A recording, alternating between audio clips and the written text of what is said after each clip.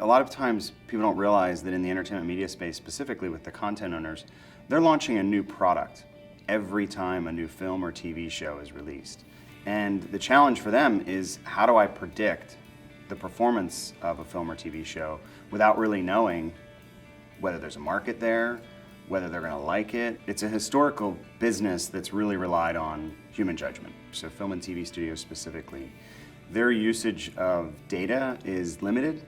You have people that have the intuition or the institutional knowledge to be able to make these decisions because they've been in the business for the last 25, 35 years. They've seen how hits are made and how big losses are made within titles. And they rely heavily on that. They're typically B2B companies, so they're distributing straight to very large big box retailers. They're not used to interacting or engaging with the customer, the end customer.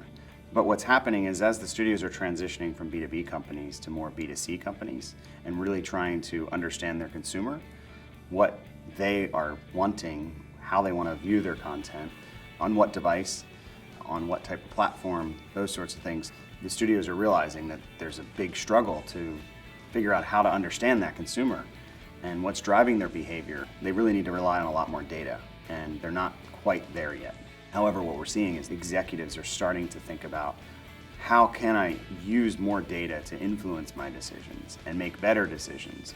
In particular, with all the disruption that's happening in the industry, it's driving them to that point that we have to get a little bit more accurate in our predictability in order to really be successful and optimize across all the platforms. And what we've seen over the last probably 8 years is the compression of release schedules. So they have to be fast, because once that title comes down, so it's through production and it's ready for either airing on a network or it's ready for release in the theaters, the speed by which they move, it all becomes a critical path. There's only about a 4-month window between the theatrical release in the box office for a film and the actual release in home video, so when you can actually buy it or rent it on the street.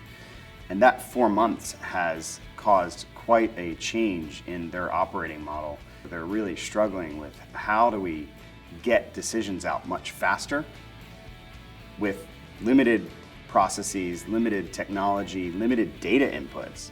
So it's a really interesting intersection that the studios are in right now.